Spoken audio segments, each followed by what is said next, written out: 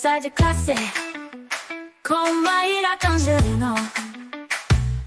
Mentes únicas em conversas plurais.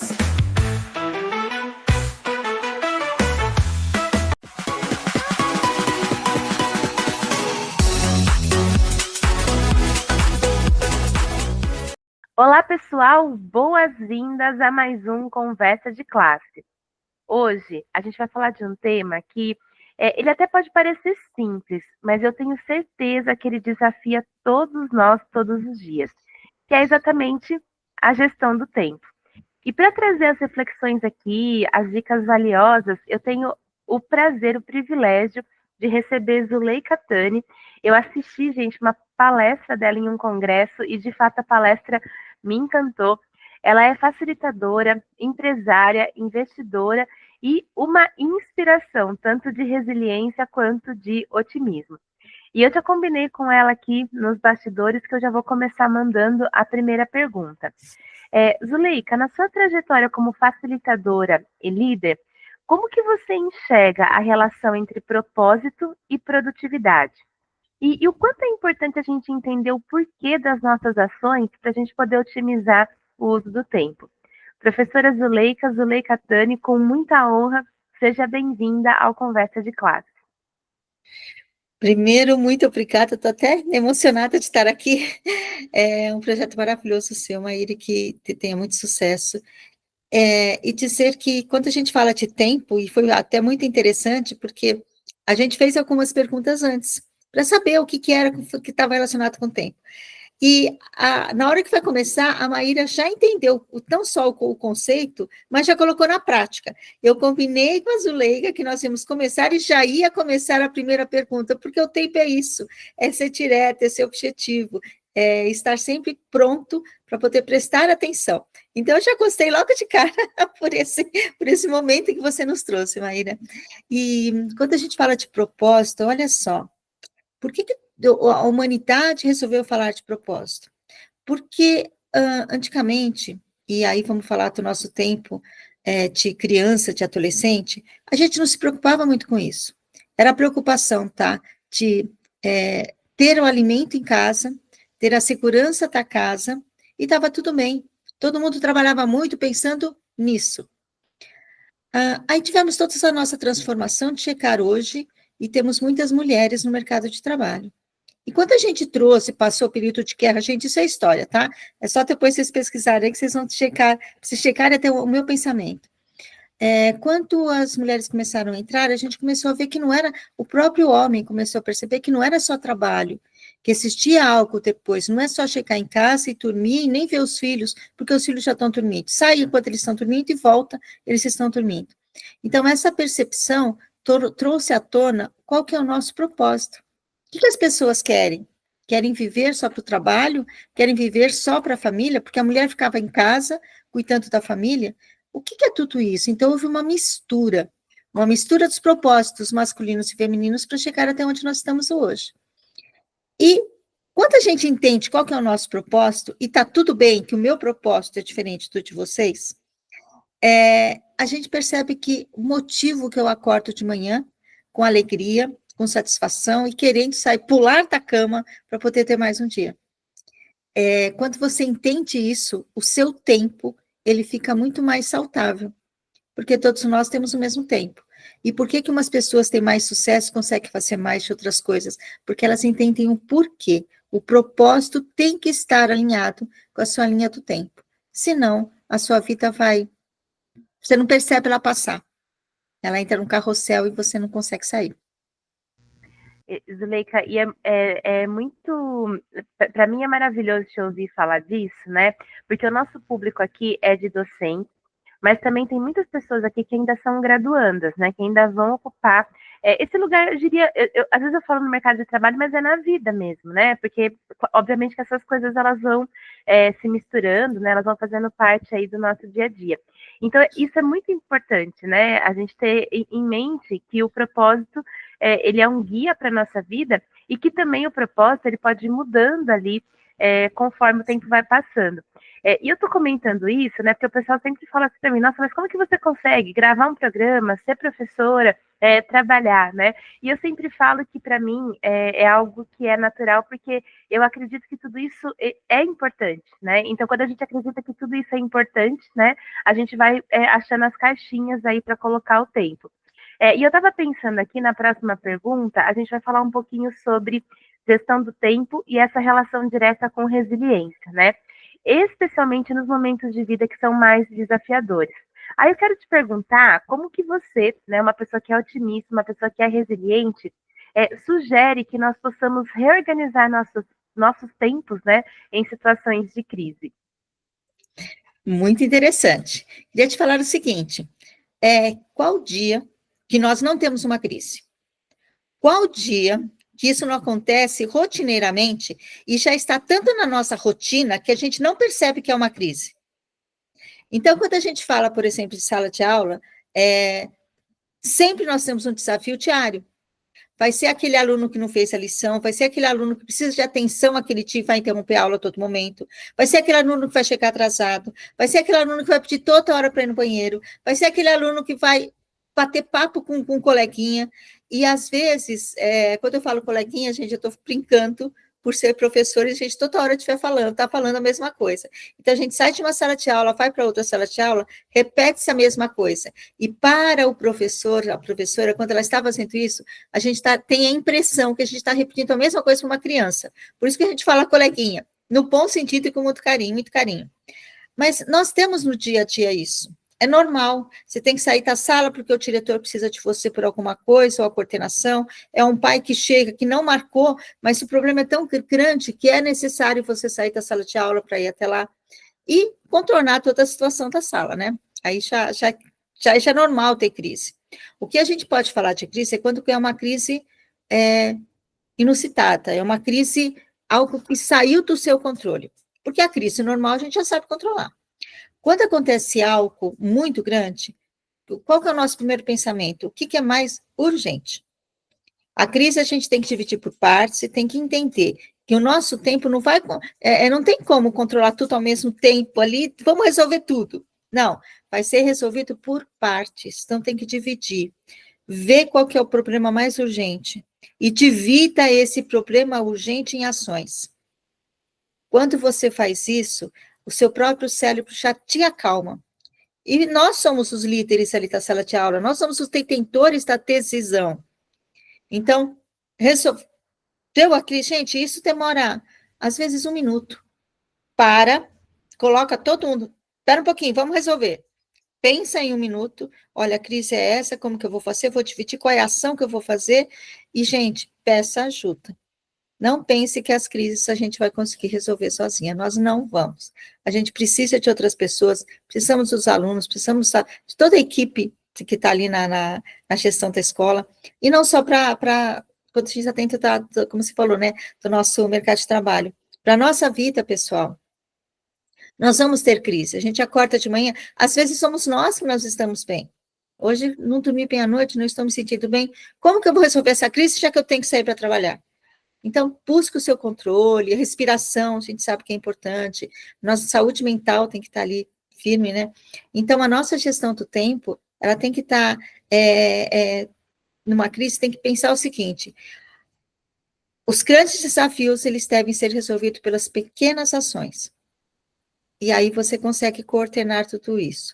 E tem uma coisa que eu gosto de dizer muito, Maíra, não sei se a palestra que você assistiu é uma frase que eu costumo dizer, que é assim, seja gentil consigo mesmo. Porque nós não podemos decidir tudo, no nosso tempo é limitado, todo mundo fala, a crise, né, super-herói, super mulher, super-homem, super-mulher, não esquece. Nós somos cada uma como somos. Tem momento que nós somos super-heróis? Somos. Tem momento que nós não somos? Não. Tem momentos que nós somos o vilão da história? Somos. Então, seja gentil com você. Você só vai conseguir controlar o seu tempo e aceitar o seu jeito de ser quando você for gentil com você. Zuleika, que frase linda, né? Eu ouvi, sim, essa frase na palestra, né? E confesso que é uma coisa que sempre eu fico repetindo para mim, né? a gente precisa ter mesmo gentileza com a gente mesmo, né? E entender que tem horas que a gente vai ter toda a maturidade para resolver, e tem horas, como você falou, a gente vai ter que pedir ajuda, né? Eu estava pensando aqui, eu não sei se você concorda, e se você não concordar, por favor, né, você pode dizer também. A gente vive aí numa era de multitarefas.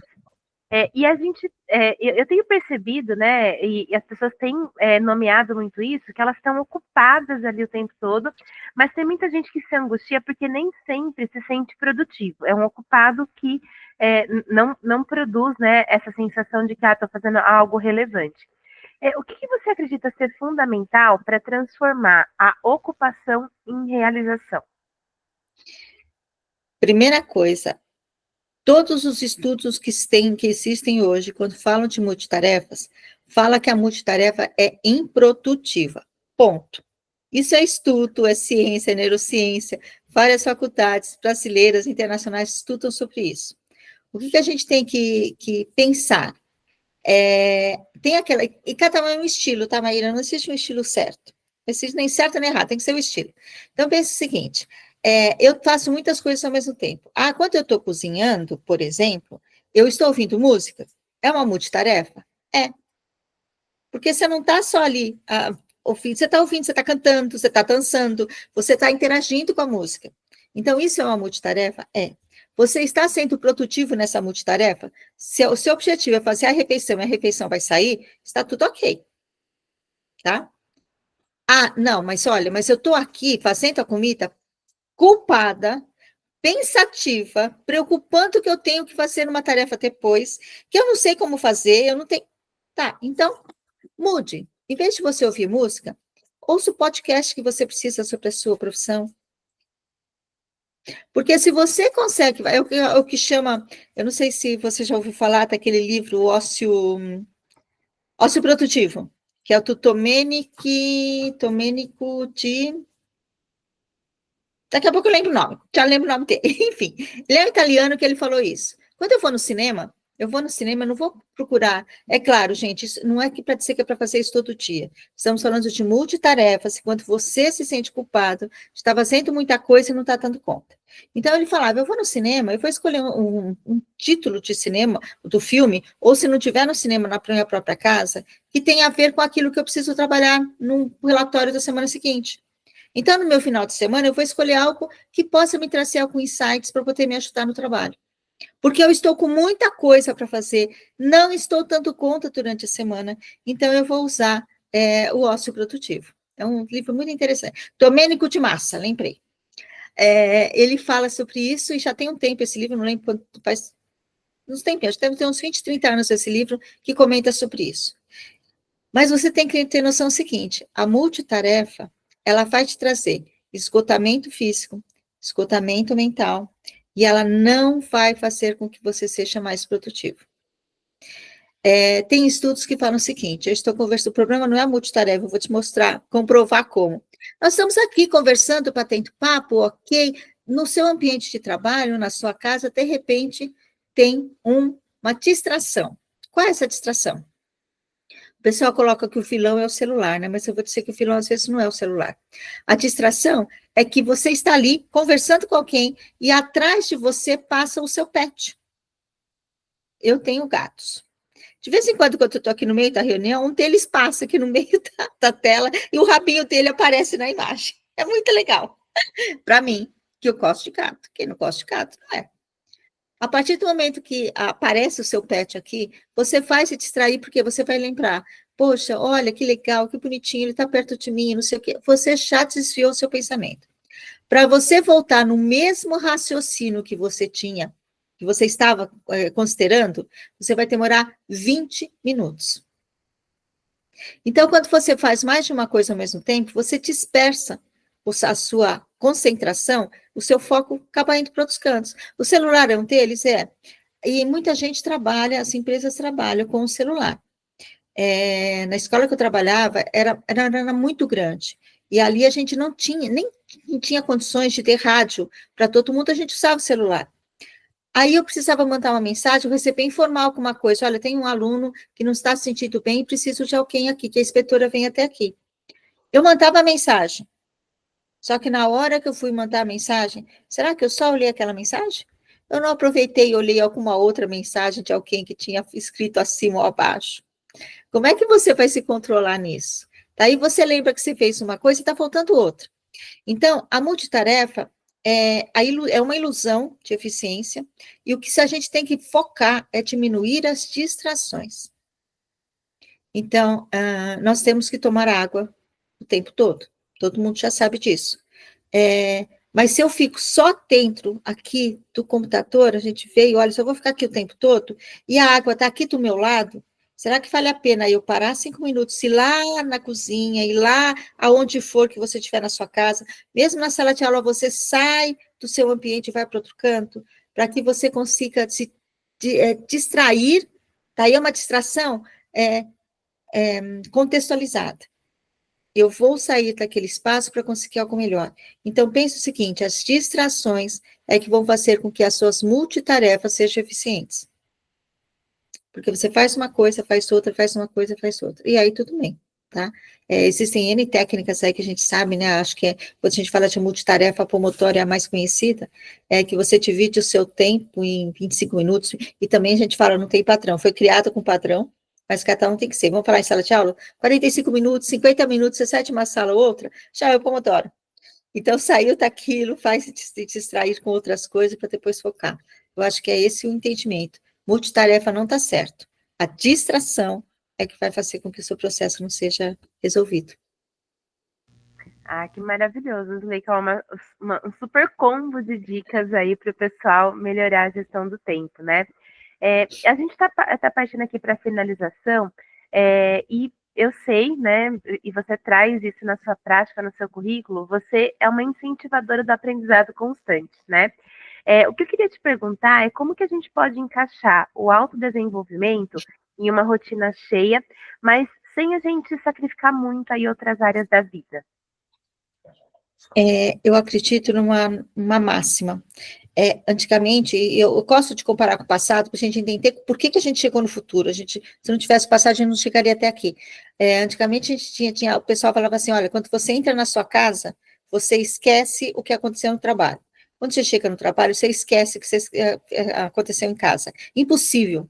Nós somos seres completos, nós somos seres contínuos. Então, eu estar em casa ou estar no trabalho, eu não mudei de personalidade, não mudei de nada, eu continuo sendo a mesma pessoa única. O que a gente muda? São os papéis sociais. Então, o jeito que eu falo com meu filho é diferente do jeito que eu vou falar para o aluno. O jeito que eu vou falar para os dois é diferente do como eu falo com meu marido, como eu vou falar com a coordenação, como eu vou falar com a mãe deles, com os pais deles, com os responsáveis.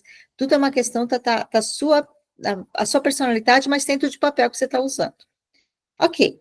A partir do momento que você sabe que você tem um papel, e que você não vai separar o que é uma coisa ou outra, eu costumo dizer assim, a minha agenda, ela tem marcado. Uma vez por semana eu vou estar com meu marido almoçando ou jantando. Está na agenda. Não é que vai ser de vez em quando.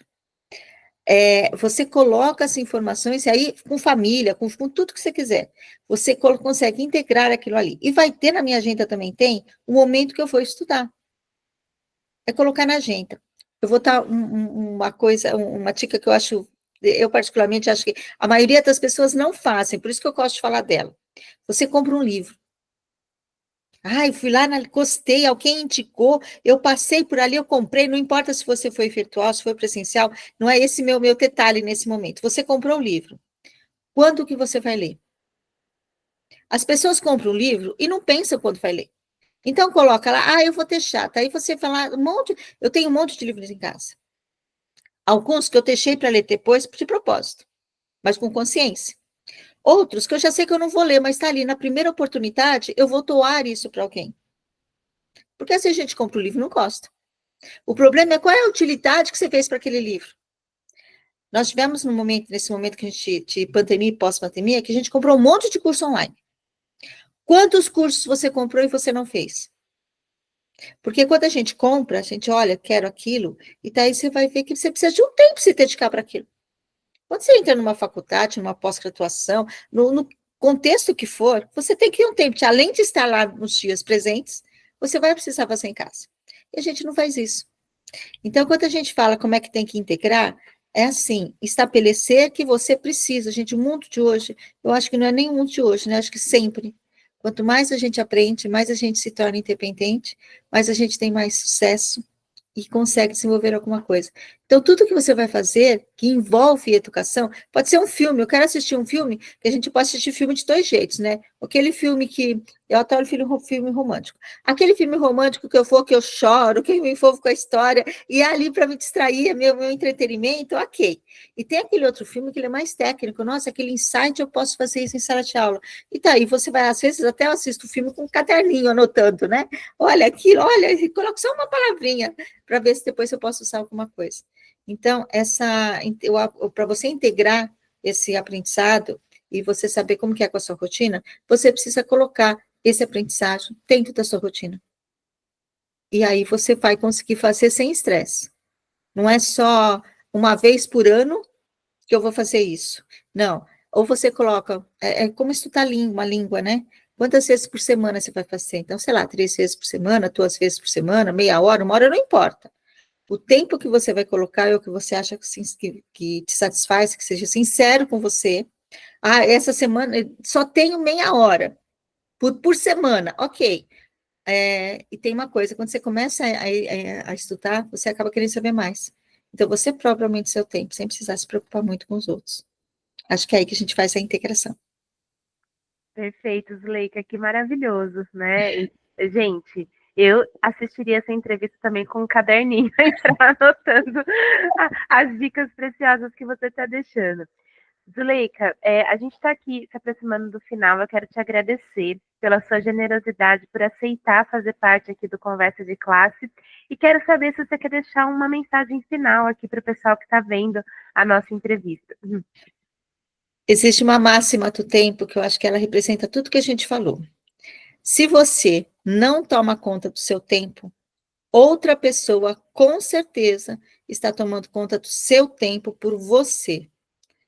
E o tempo é único, né? Quando a gente chega no final, existe até pesquisas falando isso, que 80% das pessoas, quando elas estão no leito de morte, já sabendo que já está no final e ainda estão lúcidas, que perguntam o que gostaria de fazer, ela fala, né? Tem até em filmes, em música, que o que eu queria ter tido, não ter me prendido tanta atenção em coisas pequenas e aproveitado o meu tempo da melhor forma possível. Então, aproveite seu tempo, nós ainda temos. Perfeito, que lindo, né? E é isso, gente. Aproveita aqui, ó, esse tempo, né, que a gente passou juntos e todos os outros tempos aí nessas conversas maravilhosas. E a gente se vê no próximo Conversa de Classe. Até mais.